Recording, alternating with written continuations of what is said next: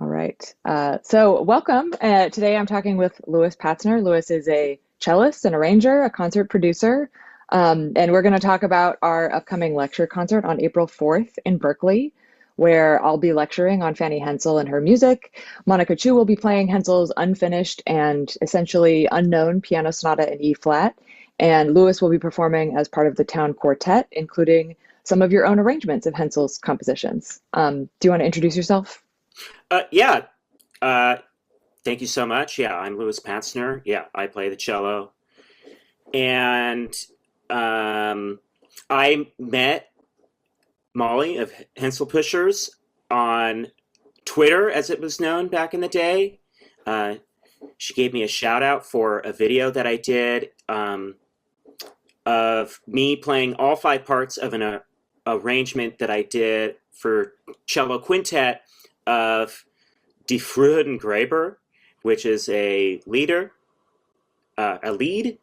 by Mhm. Fanny Hensel, and I just um, I really liked that song, and it was COVID, and so I was looking for pieces that would lend themselves well to cello ensemble, so that I could just make videos of them because I was like looking for purpose in life after all of my performing had been totally turned on its head. And yeah, I'm so glad I did that arrangement because not only have I performed it in different settings now, and I think it's really great. It's just a really great piece, but also now brought us together, and we've done one concert together, and I'm really looking forward to this next concert. And then Town Quartet is a string quartet that I co-founded back in 2011. We used to play at the Musical Offering Cafe in Berkeley every Sunday, uh, and that ended recently because that cafe no longer exists. But it was a classical record store slash cafe, and they were a really great home for us. And that was sort of how we were able to just be an active quartet. We had a really small stipend to play there, and we would get tips. And then we started doing other things, doing concerts, and now we are kind of emerging finally from COVID with a consistent membership. So it's Sarah Biagini, Sarah Ellert, and my one of the other co-founders, Jacob Hansen Joseph, and me. Our other violinists have all moved away. So um, I'm really excited about the future of that quartet as well. Yeah. A lot has changed, I guess, in the last 15 years, and a lot of people have left the Bay Area. So, but you guys are, you're a fantastic group. I really love your Thank interpretation, you. your performance. Like you guys are really high quality. I hope you get more opportunities to perform for more people because it's really great work you do. Yeah, working on it. Thank you so much. Well, and you mentioned Die frühen Gräber, the early graves, and that's another one of the pieces that's going to be on the program at this concert, although a different format of it, obviously not the five cellos version of it. So that'll be pretty cool. I know you're very passionate about performing works by marginalized composers, Sure. under-recognized composers, including historical women composers. Before working on this program, I'm wondering how familiar you were with Fanny Hensel or her work. Had you played any of her stuff before preparing for this concert or before your arrangement of Die Frühen Gräber? Yeah, so I have an edition of the string quartet. I have the parts that I and I've listened. So I played that, and I've listened to recordings of her music. I think, and I've also played the piano trio. Hmm. Great Um, piece. yeah, I think it's very good. I love how there's like yeah, a lead movement in that piece, and and I mean there isn't that much music for strings. I know there's some piano and cello stuff which I have not played, but I would, it's on the list. Um, I had read a book called Gifted Sister, which is like a really short read, um, and I don't know if I've told you this, but I am writing a large scale chamber opera that's in episodic format, and it's about a singer-songwriter, um, soprano voice, who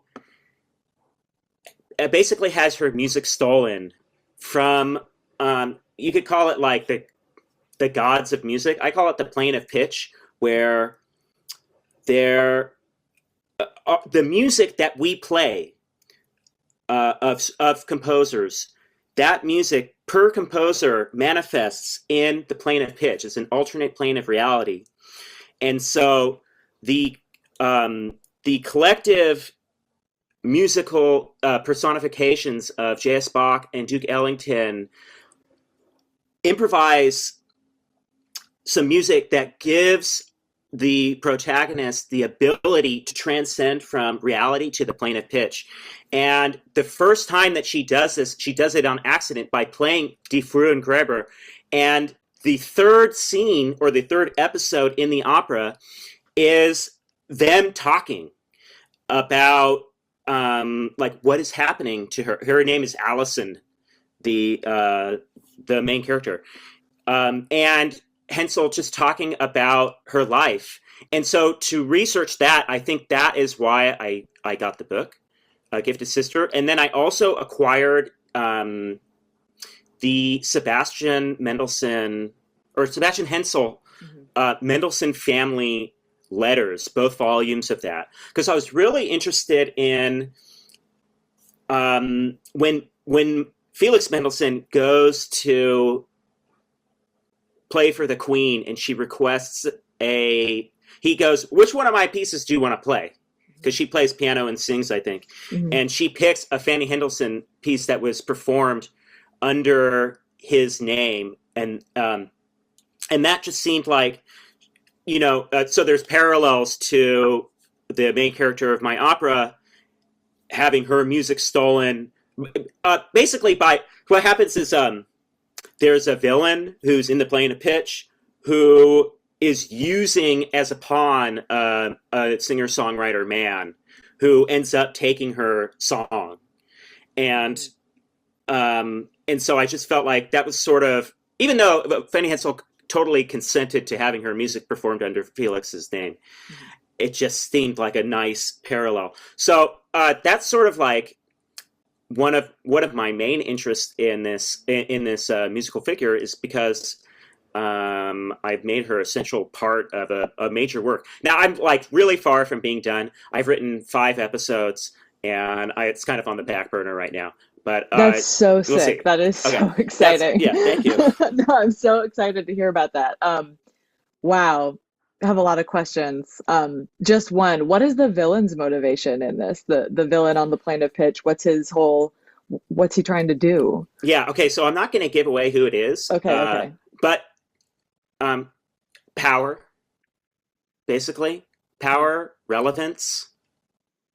Yeah, I mean, why does the patriarchy persist, right? And especially specifically in classical music, right?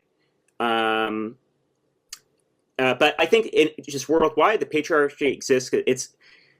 It's people clinging to power, and especially clinging to old ways in classical music,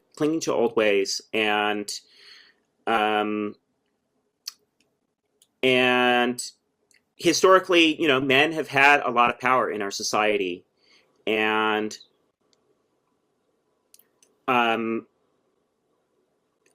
for some, it's very hard to let go of, or to evolve another way to be, I feel like I'm a powerful person, but it's not at the expense of someone else's power, mm-hmm. And so that,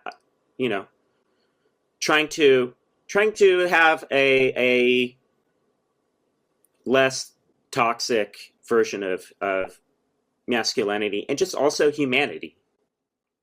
Yeah, I was going to ask some questions about this a little bit later, but let's get into it now since you've already brought it up.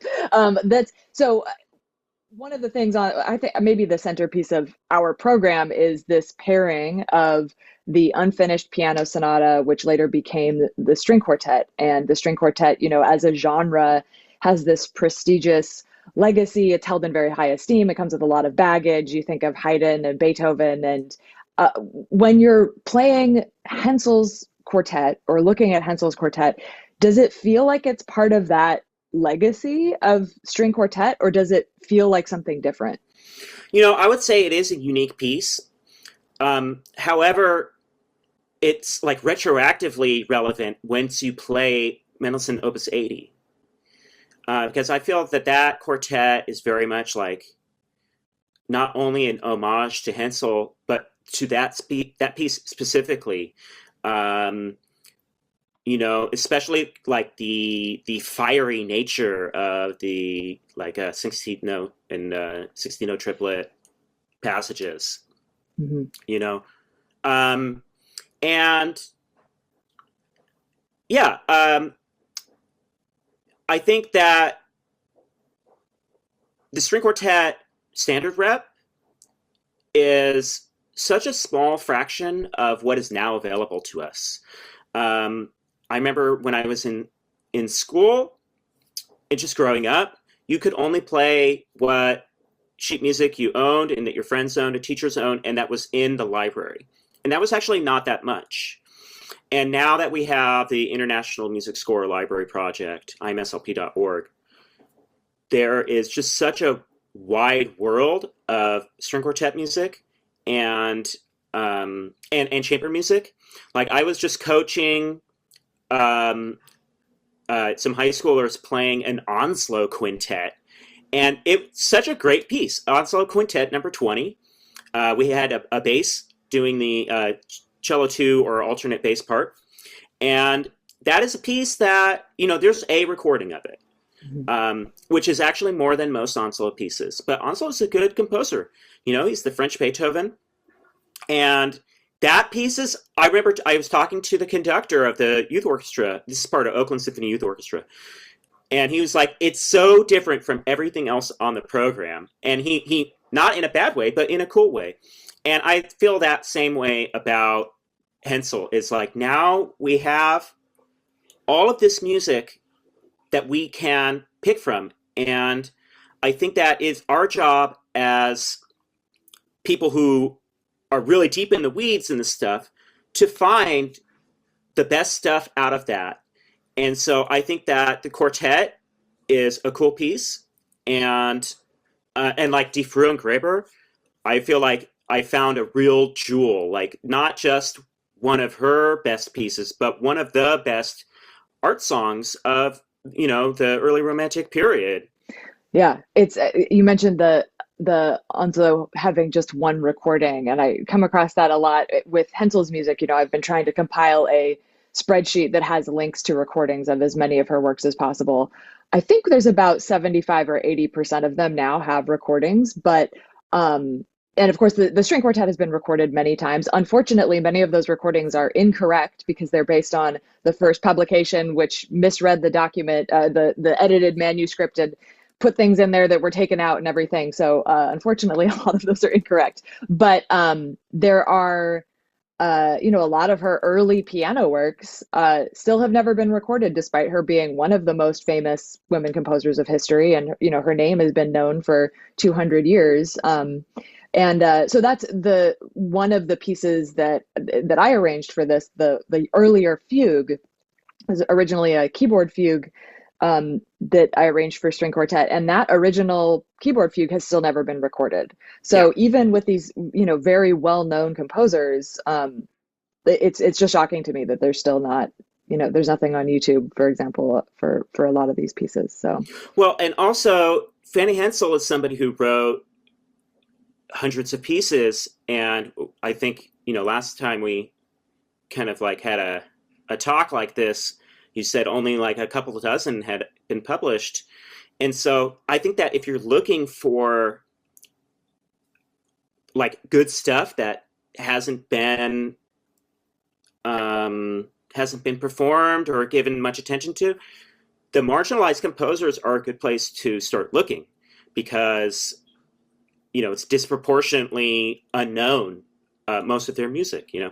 And then, regarding recordings, I was looking up, I have this album called chamber works by women composers, and it's Clara Schumann, Fanny Mendelssohn, Amy Beach, Germaine Taillefer, Teresa Carano, and Cecile Chaminade. And I remember it's like a double CD that I bought. It has all these flowers on it, and if I could maybe figure out who the performer is, but my computer's being fussy. But I just remember that the performance was really bad. Yeah. And so it makes a difference when you're trying to assess, like, is a piece good or not? When you hear a bad performance, it's kind of lame. And then, meanwhile, and I love the Beethoven quartets, don't get me wrong. Oh, yeah. I think that they're one of the pinnacles of all of art. But how many more recordings do we need? And I want, like, Emerson Quartet or whoever is the new hotness quartet to be, let's play some of these other composers. Let's have really good recordings of the good stuff from these composers. Yeah, totally. Then there's a lot of I mean, I think there's many different kinds of performers, but I see a real difference between the people who intentionally seek out the music that is unknown, right? Like, I am incredibly drawn to music that hasn't been performed before, hasn't been published before. And then I think that there's a lot of performers who really want to stick to the things that have been recorded by, they'll choose Beethoven sonatas because they can compare a dozen of the great pianists over the last 100 years recordings and to decide how they want. So I think there's just a division there that obviously I am firmly in the exploratory camp. I suspect you are too.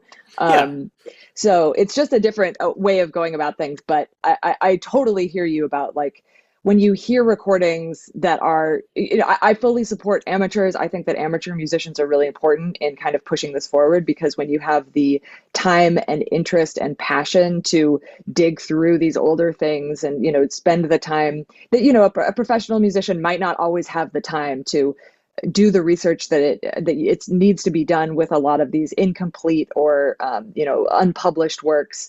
So I think that amateurs play a really important part of that. But then when you do get these recordings, like, there's a few pieces that have been recorded once that are on YouTube with shitty sound quality, recorded like very passionately by an amateur who's not the most skilled performer, and that sadly that reflects on the quality of the composer to a lot of people who are just casual listeners, like, skimming by.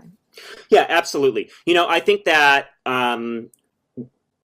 the first good recording of the Hensel quartet that I heard was the Eben quartet. Mm-hmm. Yeah. They did a really good job. It's Felix and Fanny. I think it's like Opus 80 and that piece are on the same disc or something like that. And they did a really good job. And Count Quartet playing every week at the Musical Offering for, I want to say like 14 years or something like that. We had a really good run, but we played pretty much all the standard rep. We didn't play every Haydn quartet, but we played a lot of them. And then we started to explore other stuff, and that became really fun, and also just kept the spirit alive. And then and like Jacob has composers that he kind of leaned towards, like Reika and the Vernitsky brothers, and I found some composers that I really liked, like Franz Xaver Richter and Benjamin Godard, and like these started to become like staples of our repertoire. And then Town Quartet basically now is it's a group where one of our things is that we play composers that that are not performed very often. So I just feel like, doing these concerts with you, it lines on a lot of in a lot of great ways. Yeah, definitely. I agree. And I think, so there's some interesting, I think, differences and parallels between, there's the two original Hensel pieces on the program, the sonata and the string quartet, which are her original works. And then there's 4 arrangements of her works. And I did 2 and you did 2 of those arrangements. And I think it's interesting that you chose to very beautiful, like you said, De Fruengraber, this romantic, lyrical, very beautiful romantic lead. And then the other one was originally a piano piece, but it's a piano lead still, very lyrical, very romantic sounding. And the two that I chose were like more fugues, one of which especially is very neo-Baroque. So I guess this isn't really a question, but more of a comment. Like I think what I like about that is that it shows the breadth of her output Oh yeah. stylistically. Like the string quartet is also its own thing, that kind of has its own kind of energy to it. But you've got these like beautiful, like mournful, like Die Fruengraber will make you cry because it's so cathartic and beautiful. And then this like very technically precise fugal work, and it's just I'm just still in awe of her, the breadth of her output, I guess. Yeah, absolutely. And yeah, I mean, again, I think you're doing such important work over at Henselpushers. And, when I arranged, the other piece is the Andante Cantabile, from, I forget the opus, but it's a I think it's collection. Opus 8 number 2, I Yes, think. that sounds Yeah. right. So, you know, I, I was going off of what was available on IMSLP, and I think I was just inspired one day before going to play at the Musical Offering Cafe, and I arranged it like in a morning, the first draft, and I was going through the music, and maybe I had been listening to her music. I don't remember, but I remember looking at, going through the sheet music on IMSLP and being like, oh, this would work great as a string quartet. As somebody who kind of has done a good amount of arranging, I often have, like, my mind goes there when I'm listening to a piece or when I'm looking at a score. And I just remember thinking, oh, this will like work really well. Same thing with Die Fruengraber. Those pieces, they didn't involve very much arranging, I tell people, like, for a price, I will arrange Mahler 8 for Yeah. cello duo. Like, I'll like do the best job that I can, and I'll give you the whole thing, but it's going to cost something. But it's like, decisions have to be made in the arranging. In these pieces, I didn't have to make too many decisions. In the Andante Cantabile, actually, I made more, like, the editor in me comes out in some of the tempo decisions. I added some, time being taken and different tempo markings, because when we played it that first time at the cafe, no shade at my colleagues, we're just sight reading. We just played it down, and it was kind of boring. Yeah. And I was like, but this is not the piece that I listened to, that I liked, that inspired me to whip out this arrangement. And so then for our concert, I went and revised it and made sure that it had sort of, fluctuations in the tempo that a pianist would do. Because solo piano, you really can do a lot of vibrato. And I think it was expected in that time period for this kind of music. And for a string quartet, it has to be marked in the music, And I think you made similar decisions in the fugues.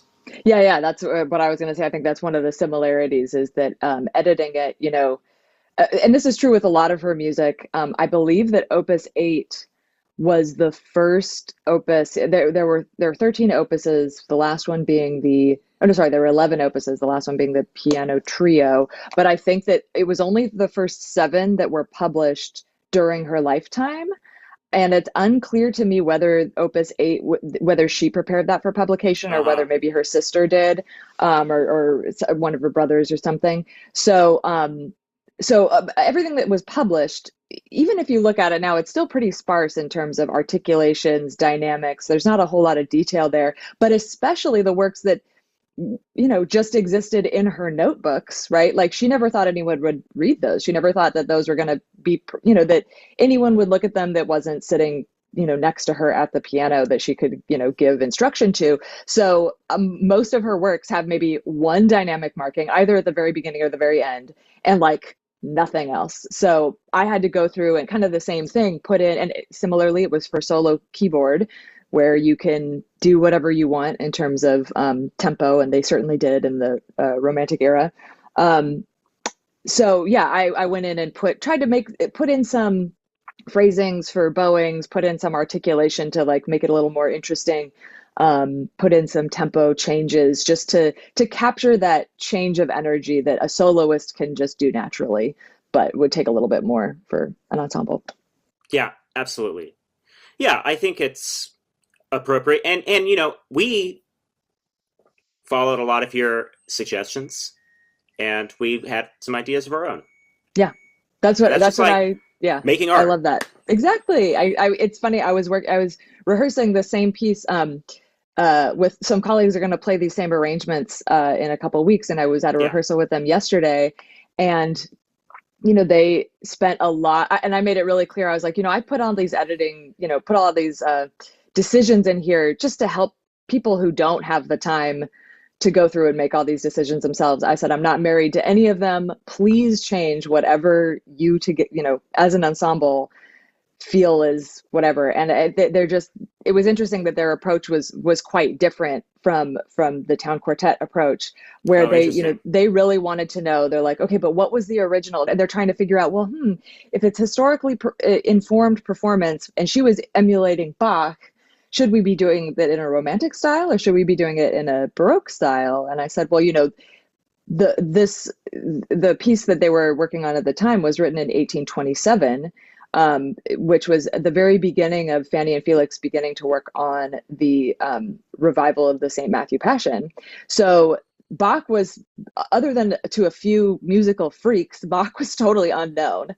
And so all of this baggage that we have now about, historical Baroque performance, they wouldn't have had it then because there wasn't this whole institution around it. So anyway, they had this they wanted, we're going for this very accurate, historically accurate way. And it was just so fun to like hear them go through that process, because I mean, I'm very radical in terms of performer decisions. I think that I don't think the performers should be at all beholden to what is on the page, unless maybe you're working with the composer for a premiere or something. But it's just interesting to see people's different approaches, and I love that about being able to provide music to people. Yeah, I think it wasn't really until Beethoven that we really started to get a lot of instructions on the page. And like if you Mm-hmm. look at Urtek's editions of Haydn quartets and probably other of his other genres of his music or categories, there's not that much music, and he's known to have said like he trusts his musicians to like make it good. Mm-hmm. And then you look at like a modern Peters edition, not Urtek's, and there's like a lot of decisions. And but I think what's interesting also is, you know, when they were when they did the St. Matthew Passion, which I actually note that how involved Fanny was about, in that process. But were they playing, with no vibrato and trying to do like a historically informed performance, right? I kind of feel like they maybe played it in their style, or who knows, right? Or Yeah, maybe I'm you know. sure.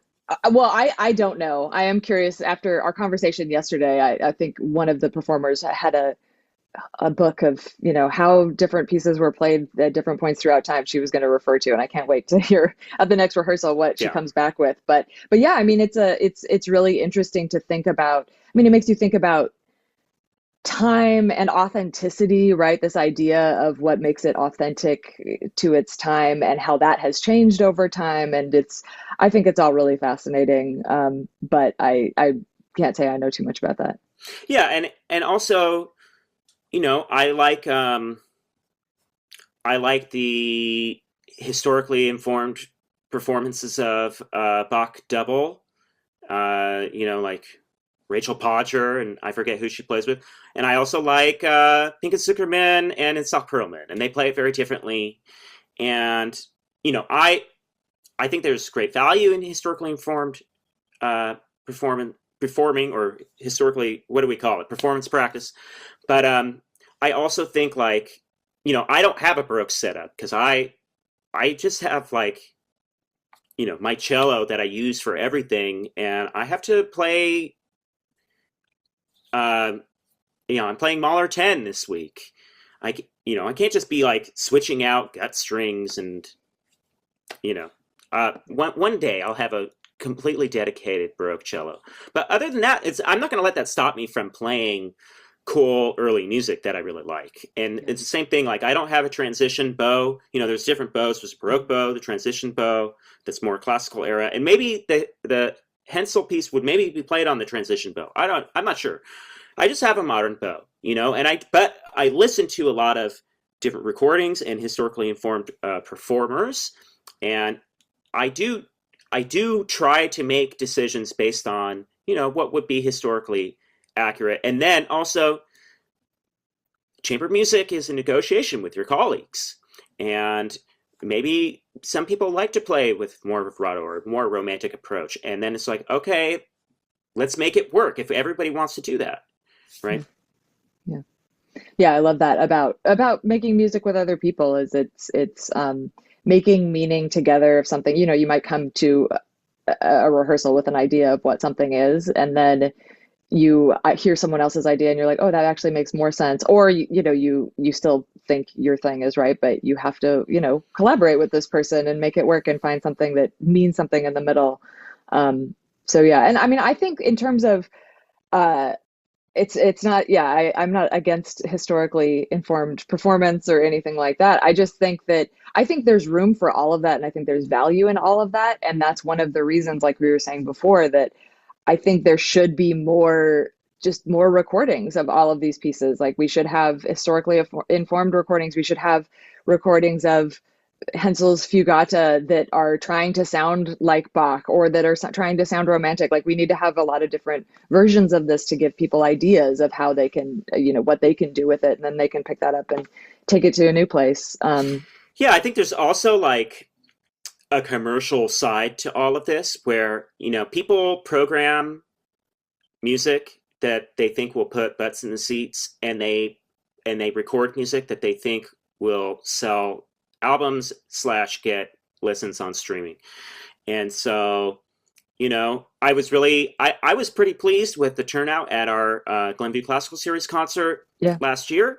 And so I think, it's important that when we do concerts like this, that we do get people out, because then it just reinforces that, this is not a commercial liability, because I think that's another relic of patriarchy, is like, if we do these pieces, like, who's going to come? Right. Right. Exactly. Well, that was, I was going to ask you on that idea, what, an all Fanny Hensel program might seem like a hard sell, right? Or an all, just one composer, listening to one composer for 90 minutes, especially a less familiar composer, might be a hard sell. What would you say to people who are on the fence about like coming to this concert? I mean, not to suck up to you too much, but I tell people that we have one of the world's foremost Fanny Hensel experts doing a lecture and like curating the concert. I think, that's for any composer to have somebody who, is local. That's very significant. And here's what I'll also say is, when we were rehearsing for the concert last year, my neighbor, who doesn't know that much about classical music, she texted me saying, the music is especially good today. And so to me, that just, who are we trying to please here? And I think like, why do we make music? And like, I was telling, my chamber groups the other day when I was coaching them, we want to make people feel something, And so my neighbor, she felt something without any context of what the music was. And I think that we also sound good, not to brag too much, but like, it makes a difference. yeah, and then also, it, I think it's very cool that we are doing a all Hensel concert, and I'm up for more all women composer projects. But I also think it's important that we program this stuff alongside um, other stuff, no matter what the gender and race or skin color of the composer, if it's good. Anyway, you were totally Oh, cooking, and then we yeah. got cut off. Okay. Yeah, I was about to finish my thought because I saw the timer go. Yeah. Let's do concerts of good music. And what I don't necessarily think we should do is only have the women's music on their own little concert, In their little ghetto of yeah, whatever Women's History Month concert or something. Yeah. yeah, yeah, you know, right, yeah. That's another It's thing that gets me is that women's music by women is not a theme for a concert. That's not a theme. Like you have to have something about that draws that connects the music together, that tells a story, that isn't just it was written by women. Like even if all of the music on a program was written by women, yeah, like do better than that. Come on. yeah, and at the same time, like, um, so I am co-director of Glenview Classical Series, which is a concert series in Oakland, and or 2 concerts ago in January, we had the Women Composers Collective, and that the only thing they really have in common is that they're women who live in the Bay Area. But that's it. It's a group of connected women in Oakland or in the Yeah. Bay Area, making music together, right? It's not just like I'm going to put in Margaret Bonds and Barbara Strozzi and just like randomly pick whatever. Like unless you can do the work of making that into a cohesive program, but it's not automatically that, I guess is my. I think that it's, yeah, for me, I think it's okay to do that. Hmm. And that concert that we presented Hmm. was very well attended and high quality performance and cool music. Yeah. But and like, I think that it's fine to do concerts by all women, but let's not only do that. And then also, it's fine to do concerts by all one composer, but let's make it interesting. Yeah. And so I think that what we're doing with this concert is interesting. It's fascinating how the sonata got turned into the string quartet, and in the spirit of, it's sort of like she arranged the sonata for string quartet. So let's arrange some other of her pieces for string quartet, because also, we can't just like have a bunch of people on this concert and expect to like get paid, Hmm. because we're Hmm. also all professional musicians, and that is like an important component of this. Is like we revel in the glory. Don't get me wrong, but it's also nice to get paid to do your passion projects, and like that is the goal. That's like the central goal of my life. Is I do a lot of gigs for the paycheck, and I'm happy to do that. I take great pride in being like a working musician, and I do a lot of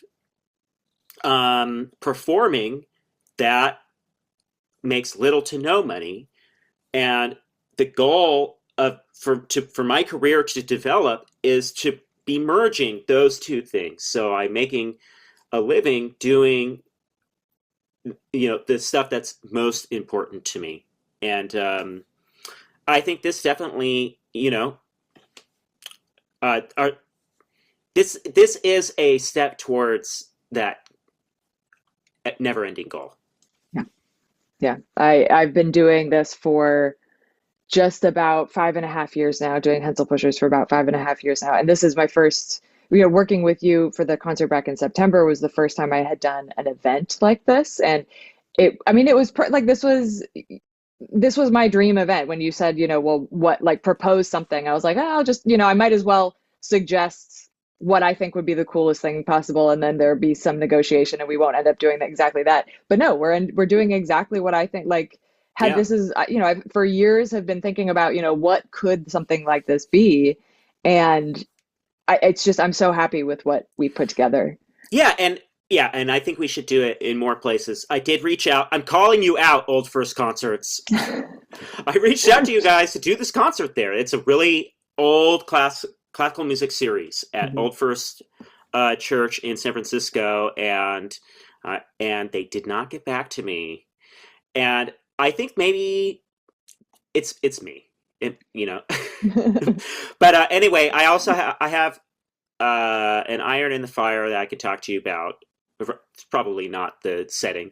And yeah, and I think we should do it more places because, like, so Glenview Classical Series, we have a donor base. We have a fund that we can supplement the money from the door with. So musicians know that even if the attendance is not great, because who knows what's going to happen? Maybe there's a freak blizzard in Oakland, right? It's unlikely, but sometimes like really bad weather does affect attendance. Yeah. Or maybe I've done this many times where I just scheduled a performance on the Super Bowl, Hmm. or like Warriors finals. Yeah. Who knows? Yeah. And like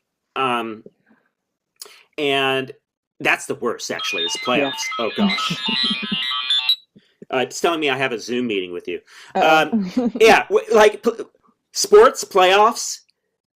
Uh, you don't know when they're going to be. There's Yeah. no way to plan around it. Yeah. And so I've had some, especially when the Warriors were like in Like in game the playoffs. five Yeah, in Oakland. Yeah. Yeah. yeah, when they were in the finals for like the first time in whoever like my lifetime for Yeah. certain. Like there was I did have like multiple performances during that stretch, that were like not as well attended, and I blamed them. But Yeah. it's all good. I'm like, yeah, we don't have to talk about the Warriors, but I'm really into it right now. Like Pat Spencer's my guy. Okay, anyway, let's divert for the But Warriors. your point though was very important, which is that Glenview has this donor base so that Oh if yeah, people don't show up, the performers still get paid. What we're doing on April 4th, it's just us doing it. So we need people to show up and support. yeah, And it means every single person who comes means so much, because we want to share it with them. We want and that means this is one person that the next time we do this might come back, because there were so many people after the September concert that came and talked to me that were blown away. They're like, I had never heard any of these pieces before. I had barely heard her name before. I don't know how you got them to come to this concert, but thankfully they did. And they were like, I had a couple people say, if you do this again, let me know. And I sent them a link for tickets to this one. They bought their tickets right away. So there are that's people amazing. who are totally into it. And I just, I want people to take a chance on it because it's really fascinating stuff. It's really great music performed by amazing musicians. Like it's going to be a great time. And I want people to come and enjoy it. Yeah, same thing. And yeah, and that's I think I love the DIY spirit, and that is how our concert series started. We didn't have a donor base for the first few years, and we weren't a nonprofit organization, and that all happened kind of organically. And there are other concert series that like how did we get people to come? Well, we have kind of a built-in audience after doing this concert series since 2018, Mhm. and other concert series have that. And so I think like it would be great to not just for this concert and you and I to collaborate, but for other Henselpushers projects. Like let's get on let's see you on some concert series, and I think we can also do like our last concert was also three Beethoven quartets. We can Mhm. do those. Yeah. Like it was the Berkeley String Quartet. It was great. I loved it. Mhm. I love that music. We don't only have to do that. Yeah, I would love to collaborate again too. I have a page in my Henselpushers notebook that just says crazy ideas, and there's a lot of even crazier concert ideas on there too. Yeah, So yeah. someday we can get to those. Oh But yeah. I think it's, I told your husband, like, I hope this is the beginning of, doing more of these. And yeah, I hope I told you that too. But and I'm telling you now. Mhm. Yeah, and wait, I have that form that you filled out the first time, and I can send it to you again, but we should definitely do more things, and I'm available. Here's what I tell everybody: I'm available to perform, but I don't have to perform. Mhm. We could Yeah, do other things. But that being said, I'm really interested in the piano quartet. Haven't played that one. yeah, that's a good one. Um, Very yeah. Anyway, Hummel-esque. I Lots of Hummel in that one. oh yeah, Yeah. Hummel. Uh, Jacob from our quartet was just talking about Hummel because I was like teasing him about sitting like in the first violin position of the quartet, Uh-huh. and it was like he has first violin envy, and Hummel wrote these two trios for two violas and cello, and we played those at the musical offering one day where he was first viola and he got to be like the first violin. Did the And power go to his head? uh, yeah, I mean, it's so far gone. It's just yeah. But yeah, you can also play those pieces with violin, viola, and cello. But the two viola versions are very special. So Hummel actually is a cool composer that most people don't really care about. We know the Trumpet Concerto, but I can see why actually he may be a direct influence on Hensel, right? Oh yeah, absolutely. Yeah, she loved his stuff. Especially she wrote that piano quartet when she was in her teens, I think. It was very Yeah, early. It was her first chamber piece that she composed. And yeah, she was very into Hummel, playing a lot of yeah, Hummel at the time. yeah. He wrote a cool quintet that is the same instrumentation as the Schubert Trout Quintet, which is Nice. piano, violin, viola, cello, bass, Bass. and Mhm. then and but the best pieces in that instrumentation are the two Louis Farrenc quintets, Yeah. and that's like a whole other thing. We have to we don't have to do it now, but Yeah. we have I to have talk some about stuff on other that too. stuff. That Yeah. yeah, for sure. Um, yeah, I've been doing some Farronk, I guess, work. I've been work. Yeah, yeah. I told you a little bit about it before, Mhm. but there's developments, and so we have to talk. Awesome. Awesome. Okay. Well, anything else for today, or should we wrap it up? No, you know, I think I feel like we had a great discussion, and so thank you so much, Thank you. and Thank thanks you. for organizing this concert. And Absolutely. we're really excited about playing. And what I really hope is that a lot of our friends from the musical offering community are able to come to this concert. We miss you. It's just a few blocks away from the musical offering, the Berkeley Piano Club, and I'm going to try to get in touch with you. Um, and other than that, uh, everybody else, of course, you're welcome. And it's a real. I think we're going to have a real like community feel uh, for this concert. Yeah, it's a beautiful space, beautiful, intimate, historic Berkeley Piano Club in Berkeley, California. We're going to be doing the concert on April 4th at noon, and I'll put all of the information in the description or comments or whatever about how to get your tickets. Thank you so much, Louis. Okay, thanks, Molly. Thank you. Okay, cheers.